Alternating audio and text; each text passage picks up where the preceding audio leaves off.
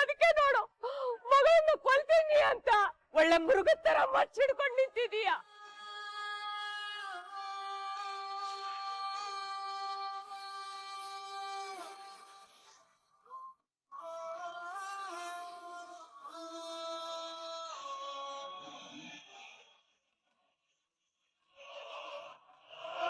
ಹೇ ಅಮೂಲ್ಯ, 22 ವರ್ಷಗಳಿಂದ ಪ್ರೀತಿನ ಒಂದೇ ಸಲ ಕೊಂದೆ ನೀನು. ಅಪ್ಪ ಆಗಿರೋನ್ನ ಮೃಗ ಆಗಿ ಮಾಡಿದೆ. ಆದ್ರೂ ನೀನು ಮಾಡೋ ದ್ರೋಹಗಳನ್ನೆಲ್ಲ ಮರೆತು ನಿನಗೊಂದು ಕೊನೆ ಅವಕಾಶ ಕೊಡ್ತೀನಿ.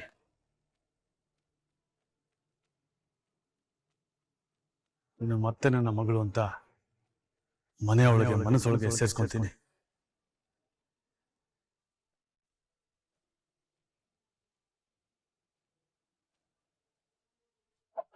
ಆದ್ರೆ ನೀನು ಒಂದೇ ಒಂದು ಕೆಲಸ ಮಾಡ್ತೀಯಾ?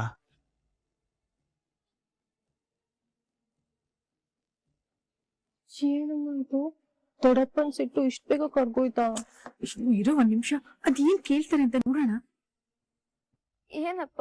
ಆ ಮನೆ ಹಾಳಕ್ ಕಟ್ಟಿರೋ ಈ ತಾಳಿನ ಕಿತ್ತು ಬಿಸಾಕಿ ನಮ್ಮನೆ ಒಳಗ್ ಬಾ.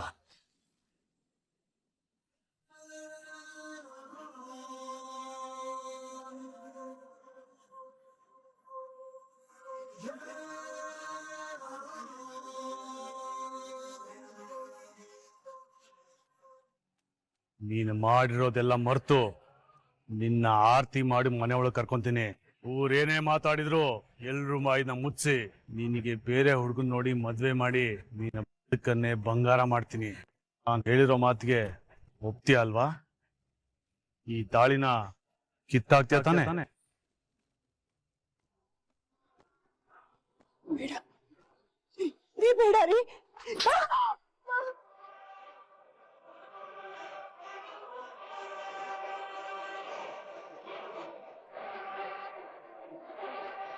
ಅಣ್ಣ ಅಣ್ಣ ಬೇಡ ಅಣ್ಣ, ನಿನ್ ಕೈ ಮುಗಿತೀನಿ. ಇಂಥ ಅನಾಚಾರ ಮಾಡ್ಬೇಡ ಅಣ್ಣ. ನೀನ್ ಮಾತಾಡ್ಬೇಡ. ನಿನ್ಗೆ ಮಾತಾಡೋ ಯೋಗ್ಯತೆನೇ ಇಲ್ಲ. ಇದಕ್ಕೆಲ್ಲ ನೀನೇ ಕಾರಣ.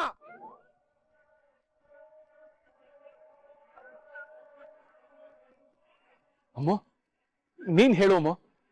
ಅಣ್ಣನ ಮಾತಿಗೆ ಒಪ್ಪಿಗೆ ಇದೆ ಅಂತ ಹೇಳೋಮ್ಮ. ನೀನ್ ಯಾರಿಗೂ ಎದುರ್ಕೋಬೇಡ ಅಮ್ಮ. ಅಣ್ಣನ ಮನ್ಸು ಬದಲಾಗಿರೋದು ದೊಡ್ಡದು. ನೋಡು ಎಂತ ಅವಕಾಶ ಕೊಡ್ತಾ ಇದ್ದಾನೆ.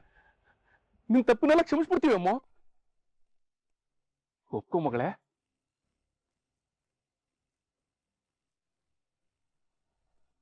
ಏನ್ ಯೋಚನೆ ಮಾಡ್ತಿದ್ಯಾ ಅಮೂಲ್ಯ? ಕಿತ್ತಾಕೋದಾರನ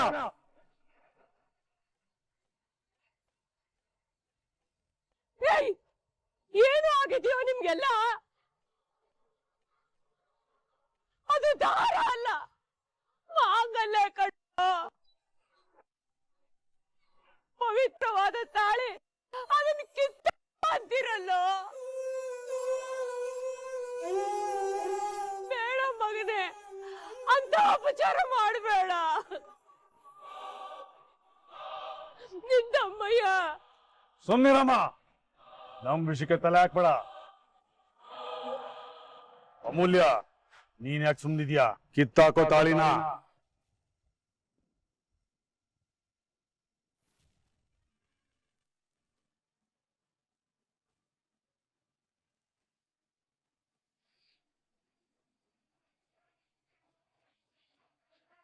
ಇಷ್ಟೋ ಧೈರ್ಯ ನಿನ್ಗೆ ಒಂದ್ ಹೆಣ್ಣಿನ ಕುತ್ತಿಗೆಲಿರೋ ತಾಳಿ ಕೈ ಹಾಕೋದಕ್ಕೆ?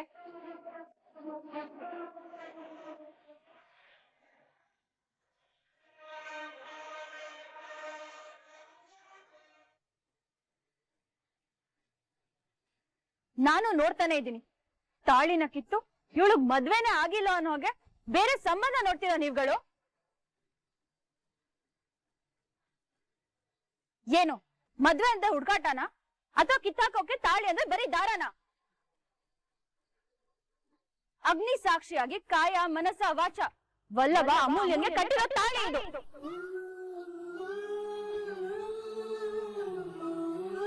ಇದ್ರಲ್ಲಿರೋ 3 ಗಂಟು ನೀವು ಕಿತ್ತಾಕಿದ ತಕ್ಷಣ ಕಿತ್ತೋಗೋಷ್ಟು ಸಾಧಾರಣ ಅಲ್ಲ. 7 ಜನ್ಮದಲ್ಲೂ ಇವರಿಬ್ಬರನ್ನು ಒಂದು ಮಾಡೋಷ್ಟು ಶಕ್ತಿ ಇರುವಂತದ್ದು. ಅದ್ ಹೇಗ್ ಕೇಳ್ತೀರಾ? ಧೈರ್ಯ ಇದೆ ಇನ್ನೊಂದ್ಸಲಿ ತಾಳಿ ಕೈ ಹಾಕಿ ನೋಡೋಣ.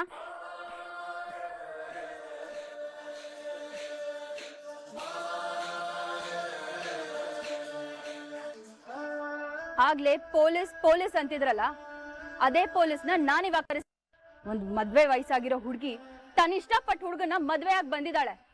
ಆದ್ರೆ ಅವಳ ಅಣ್ಣ ಅಪ್ಪ ಚಿಕ್ಕಪ್ಪ ಅವಳ ಕತ್ತಲ್ಲಿರೋ ತಾಳಿನ ಕಿತ್ತಾಕ್ಬೇಕು ಅಂತಿದ್ದಾರೆ ಅಂತ. ಈ ತಾಳಿ ಕುತ್ತಿಗೆಗೆ ವಲ್ಲಭನೇ ಇವಳ ಗಂಡ, ಅಮೂಲ್ಯನೇ ಅವನ ಹೆಂಡತಿ. ಇದೇ ಸತ್ಯ.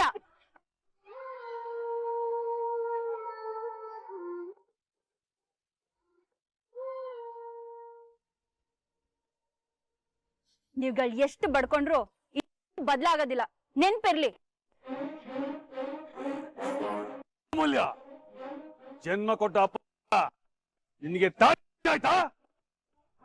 ನಿನ್ನ ನಮ್ಮನೆ ಬಂಗಾರ ಅನ್ಕೊಂಡಿದ್ದೆ, ಆದ್ರೆ ಕಳಂಕ ಆಗ್ಬಿಟ್ಟ ನೀನು.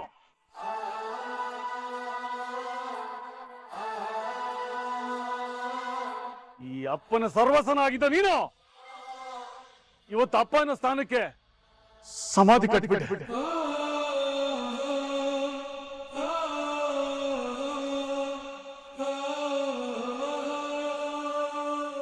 ಒಂದು ಮಾತು ಹೇಳ್ತೀನಿ, ಈ ಜೀವನದಲ್ಲಿ ನಮ್ಮ ಮನೆ ಆಗ್ಲಿ ನಮ್ಮ ಮನೆಯೊಳಗಾಗ್ಲಿ ಪ್ರವೇಶ ಇರೋದಿಲ್ಲ. ಯಾಕೆಂದ್ರೆ ಈ ಕ್ಷಣದಿಂದ ನೀನು ನನ್ನ ಪಾಲಿಗೆ ಸತ್ತೋದೆ.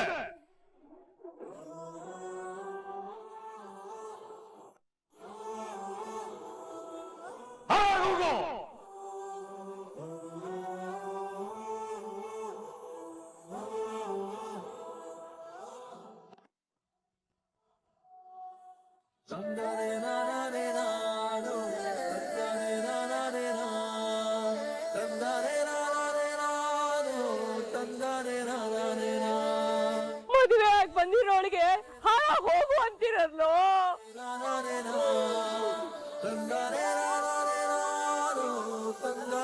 ಅವ್ರ ಶಾಪ ನಿನಗ್ ತಟ್ಟಲ್ಲ ಮಗಳೇ. ಏನಾಗಿದ್ದೆಲ್ಲ ಒಳ್ಳೇದಕ್ಕೆ ಆಗತ್ತೆ. ನೀನ್ ಚೆನ್ನಾಗಿರಮ್ಮ.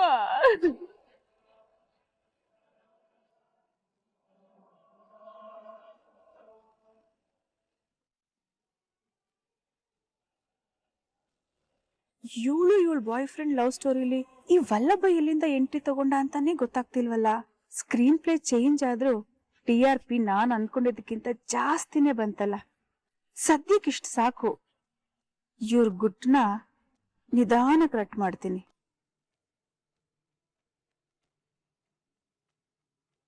ನೀವೆಲ್ಲ ಏನ್ ನೋಡ್ತಾ ಇದ್ದೀರಾ? ಹೊರಡಿ.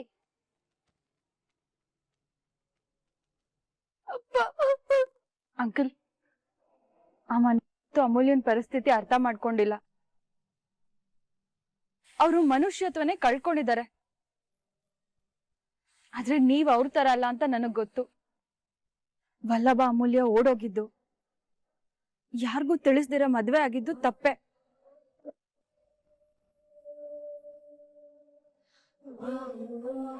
ಆದ್ರೆ ಅವ್ರಿಗಿದ್ದ ಅನಿವಾರ್ಯತೆ, ಅಸಹಾಯಕತೆ ಆ ರೀತಿ ಮಾಡೋವಾಗ ಮಾಡಿದೆ. ನೀವ್ ಅದನ್ನ ಅರ್ಥ ಮಾಡ್ಕೊಂಡು ದಯವಿಟ್ಟು ಅವ್ರನ್ನ ಮನೆ ತುಂಬಿಸ್ಕೊಳ್ಳಿ.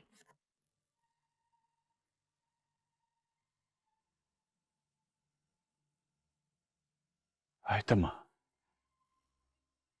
ನಾನೇ ಅರ್ಥ ಮಾಡ್ಕೋತೀನಿ. ನಾನೇ ಎಲ್ರನ್ನೂ ಅರ್ಥ ಮಾಡ್ಕೋತೀನಿ. ಆದ್ರೆ ನನ್ನನ್ನು ಯಾರು ಅರ್ಥ ಮಾಡ್ಕೊಳ್ಳೋದು ಬೇಡ.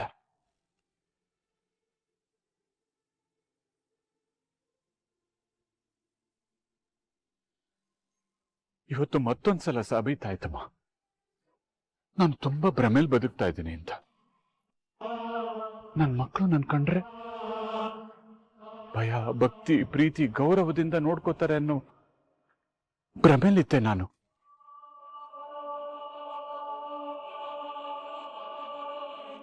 ಅದೆಲ್ಲ ಸುಳ್ಳು ಅಂತ ಇವತ್ತು ಸಾಬೀತಾಗೋಯ್ತಮ್ಮ. ಎದುರುಗಡೆ ಮಾತ್ರ ಅಪ್ಪ ನೀವು ದೇವ್ರು ಅಂತ ಹೇಳ್ತಾನೆ ಇರ್ತಾರೆ.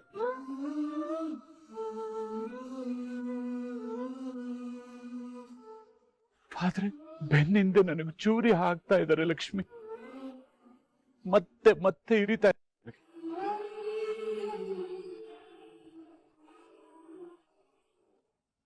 ಅಪ್ಪ ಅಪ್ಪ ಅಂತ ನನ್ನ ಅಟ್ಟಕ್ಕೆ ಏರಿಸ್ತಾ ಅವ್ರಿಗೆ ಏನ್ ಬೇಕೋ ಅದನ್ನೇ ಮಾಡ್ತಾ ಇದ್ದಾರೆ. ಕಡೆಗೆ ನನ್ನನ್ನ ಮೇಲಿಂದ ತಳ್ಳಿಬಿಡ್ತಾರೆ ಲಕ್ಷ್ಮಿ. ಎಷ್ಟು ಸಲ ಬೀಳಿ ನಾನು ಹೇಳು.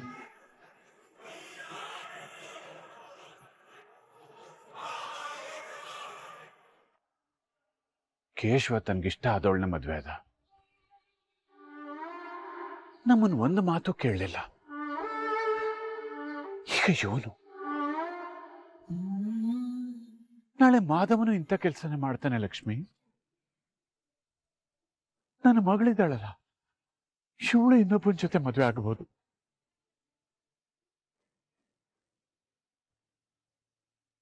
ಈಗಲೇ ಇದನ್ನೆಲ್ಲ ಅರ್ಥ ಮಾಡ್ಕೊಂಡು ಮನ್ಸು ಗಟ್ಟಿ ಮಾಡ್ಕೊಂಡ್ಬಿಡ್ತೀನಿ ಲಕ್ಷ್ಮಿ.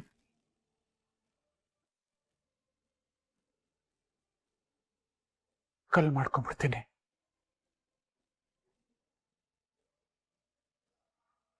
ದಯವಿಟ್ಟು ಹಾಗೆಲ್ಲ ಮಾತಾಡ್ಬೇಡ್ರಿ. ಅವನ್ನ ಮನೆ ಒಳಗಡೆ ಕರ್ಕೊಳ್ಳಿ. ಏನೋ ತಪ್ಪು ಮಾಡ್ಬಿಟ್ಟಿದ್ದಾರೆ. ಹೌದು ಅಂಕಲ್, ಇಷ್ಟೊತ್ತು ಗಂಡು ಹೆಣ್ಣನ್ನ ನಿಲ್ಸೋದು ಸರಿ ಅಲ್ಲ. ಏನು?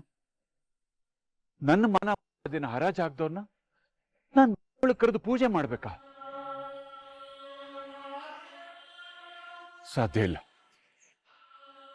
ನೀವೇ ಏನಾದ್ರೂ ಮಾಡ್ಕೊಳ್ಳಿ. ಅಂಕಲ್ ದಯವಿಟ್ಟು. ಮತ್ತೆ ಮತ್ತೆ ಮನಸ್ಸು ಕರಗಬಾರ್ದು ಅಂತ ಕಲ್ ಮಾಡ್ಕೊಂಡಿದ್ದೀನಿ ಲಕ್ಷ್ಮಿ.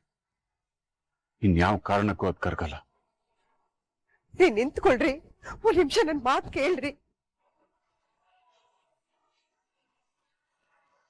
ವಲ್ಲಭ, ನೀನ್ ಹಿಂಗೆಲ್ಲ ಮಾಡಿದ್ಯಾ ಅಂದ್ರೆ ನನಗ್ ನಂಬೋದಕ್ಕೆ ಆಗ್ತಿಲ್ಲ ಕಣೋ.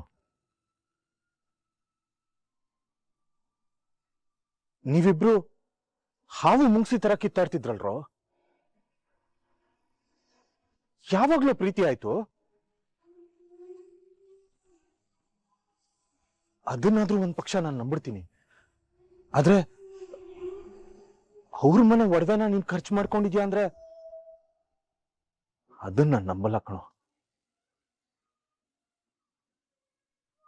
ಏನಾಯ್ತು ನಿಜ ಹೇಳು, ನನ್ನ ಹತ್ರನಾದ್ರೂ ಹೇಳ್ಕೊಳೋ. ನೋಡಿ, ಇವಾಗ ಆಗಿರೋ ಗಲಾಟೆನೆ ಸಾಕು. ದಯವಿಟ್ಟು ಅದನ್ನ ಮುಂದುವರಿಸಬೇಡಿ. ಮೊದಲು ಹೊಸದಾಗಿ ಮದ್ವೆ ಆಗಿರೋ ಗಂಡು ಹೆಣ್ಣನ್ನ ಮನೆ ಕರ್ಕೊಂಡೋಗಿ.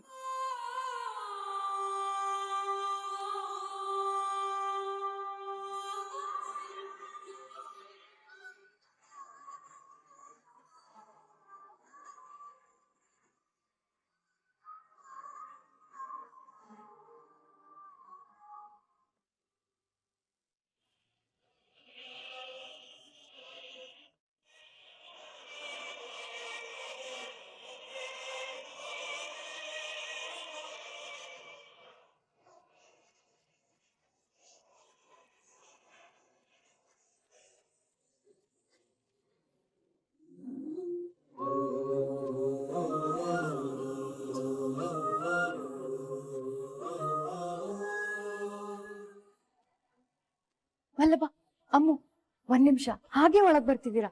ಒಂದ್ ನಿಮಿಷ ಇಲ್ಲೇ ನಿಂತ್ಕೊಳ್ಳಿ.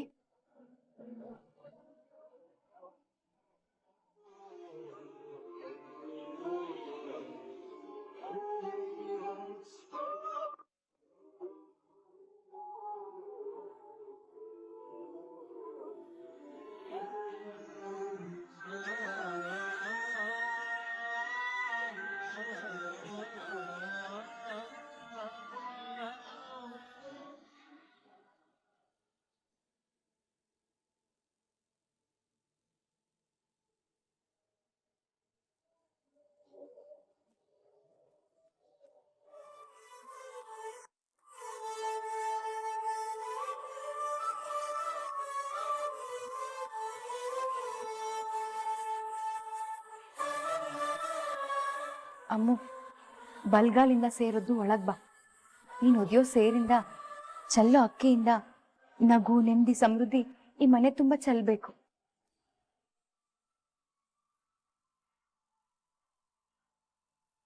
ಅಮ್ಮು ಏನ್ ಯೋಚನೆ ಮಾಡ್ತಿದ್ಯಾ?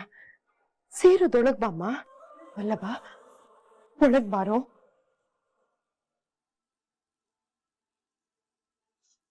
ಬಾರೋ.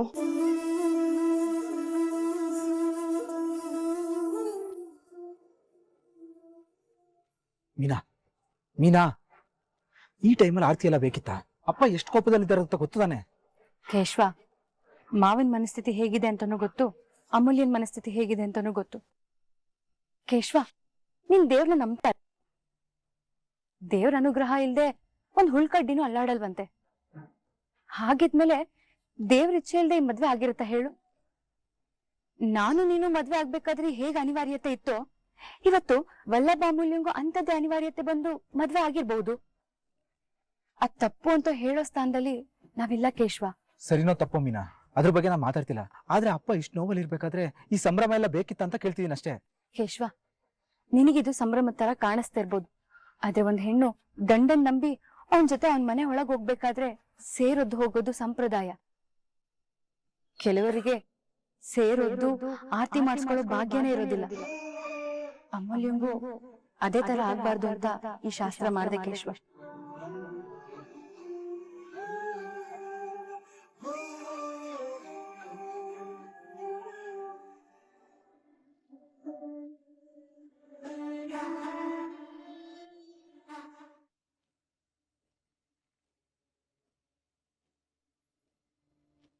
ಅಂಕಲ್, ನನಗ್ ಗೊತ್ತು ನಿಮಗ್ ತುಂಬಾ ನೋವಾಗಿದೆ ಅಂತ. ಹೆತ್ತ ತಂದೆ ತಾಯಿ ಇದ್ರೂನು ಒಂದ್ ಮಾತು ಹೇಳ್ದಿರ ಮಕ್ಳಿ ತರ ಮದ್ವೆ ಆಗ್ ಬಂದ್ರೆ ಮನ್ಸಿಗೆ ತುಂಬಾ ಆಘಾತ ಆಗತ್ತೆ. ಆದ್ರೆ ತಂದೆ ಮೇಲೆ ಇಷ್ಟೊಂದ್ ಪ್ರೀತಿ ಗೌರವ ಇಟ್ಕೊಂಡಿರೋ ವಲ್ಲಭ ಈ ರೀತಿ ಮಾಡಿದಾನೆ ಅಂದ್ರೆ ಅವನ್ ಪರಿಸ್ಥಿತಿಯನ್ನ ದಯವಿಟ್ಟು ಅರ್ಥ ಮಾಡ್ಕೊಳ್ಳಿ.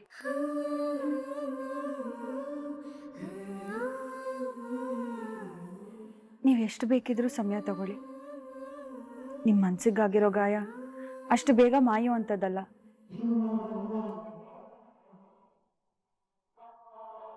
ಆದ್ರೆ ಈ ರೀತಿ ಮನ್ಸನ್ನ ಕಲ್ ಮಾಡ್ಕೊಂಡು ಅವ್ರನ್ನ ಯಾವತ್ತೂ ಕ್ಷಮಿಸೋದಿಲ್ಲ ಅನ್ನೋ ನಿರ್ಧಾರಕ್ಕೆ ಮಾತ್ರ ಬರ್ಬೇಡಿ.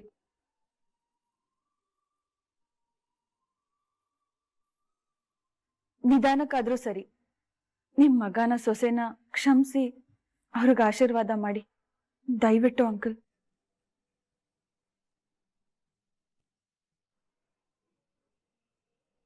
ಹೌದು ರೀ, ನಿಮ್ ಆಶೀರ್ವಾದ ಅವ್ರಿಗೆ ಬೇಕು. ಇಲ್ಲಿ ನೋಡಿ, ನಿಮ್ ಸಿಟ್ಟಿಗೂ ಮೌನಕ್ಕೂ ಅರ್ಥ ಇದೆ, ಅದು ನಮಗ್ ಗೊತ್ತಾಗತ್ತೆ.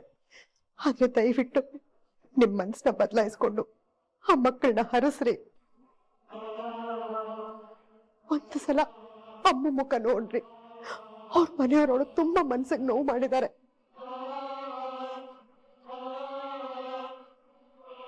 ಅಂತ ಹೆಣ್ಮಗುನ ಕರ್ಕೊಂಡ್ಬಂದು ನಾವು ಕಣ್ಣೀರ್ ಹಾಕ್ಸೋದ್ ಬೇಡ ಅಲ್ವಾ ರೀ?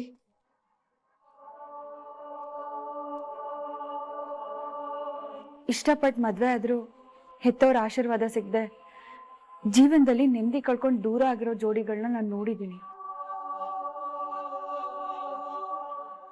ಇವ್ರಿಗೂ ಆ ರೀತಿ ಆಗೋದ್ ಬೇಡ ಅಂಕಲ್. ನಿಮ್ ಒಂದು ಆಶೀರ್ವಾದದಿಂದ ಇವ್ರ ಜೀವನ ಪೂರ್ತಿ ನಗ್ನಗ್ತಾ ಇರ್ತಾರೆ. ಅವ್ರು ನಿಮಗ್ ಬೆಲೆ ಕೊಡಲ್ಲ ಅನ್ನೋದಾಗಿದ್ರೆ ಅವ್ರು ಮದ್ವೆ ಆಗಿ ಬೇರೆ ಎಲ್ಲೋ ಹೋಗಿ ಅವ್ರ ಪಾಲ್ಗವ್ರು ಬದುಕ್ತಿದ್ರು. ಆದ್ರೆ ಮುಂದೆ ಬಂದ್ ನಿಂತಿದ್ದಾರೆ ಅಂದ್ರೆ ಅವ್ರಿಗೂ ನೀವ್ ಬೇಕು, ನಿಮ್ಮ ಆಸರೆ ಆಶೀರ್ವಾದ ಎರಡೂ ಬೇಕು ಅಂತ ತಾನೇ ಅರ್ಥ.